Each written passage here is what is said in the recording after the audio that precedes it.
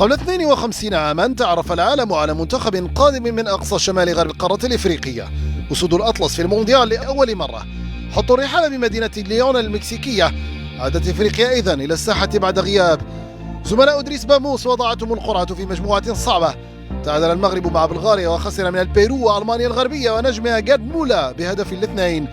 خرج علان وزملاؤه من الدور الأول، لكن كأول منتخب يمثل القارة السمراء عبر نظام التصفيات وبهدف تاريخي لحمان جرير في مرمى ألمانيا. من المكسيك وإلى المكسيك انتظر أسود الأطلس 16 عاما من أجل العودة إلى المحفل العالمي. رجال الراحل المهدي فاريا لم ترحمهم القرعة مجددا. مجموعة أوروبية صرفة. المغرب حقق المفاجأة، تصدر المجموعة بتعادلين مع بولندا وإنجلترا وانتصار تاريخي على البرتغال بثنائية خيري وهدف كريمو، قبل أن يخرج على يد ألمانيا بهدف لوتا ماتيوس. مشاركة تاريخية حقق فيها المغاربة إنجازا غير مسبوق، هم أول العرب والأفارقة عبورا للدور الأول. مر 8 سنوات حين عاد المغرب إلى القارة الأمريكية. مونديال الولايات المتحدة والظهور الثالث لأسود الأطلس، حصيلته كانت الأسوأ بين المشاركات الخمس. مجموعة واجه فيها زملاء أحمد البهجة الجارين هولندا وبلجيكا، إضافة إلى المملكة العربية السعودية. 3 هزائم، 5 أهداف في شباك خليل عزمي مقابل هدفين للشاوش وناظر، وخروج من الباب الصغير.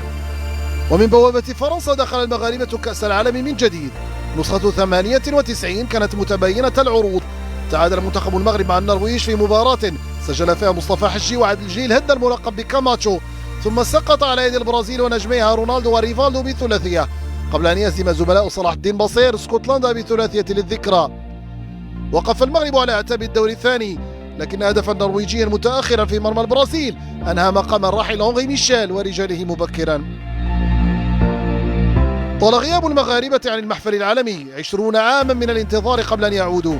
روسيا كانت المحطة الخامسة. جيل المهدي بن عطية كان ينتظر منه الكثير، لكن سيناريو المجموعة كان محبطا لأسود الأطلس.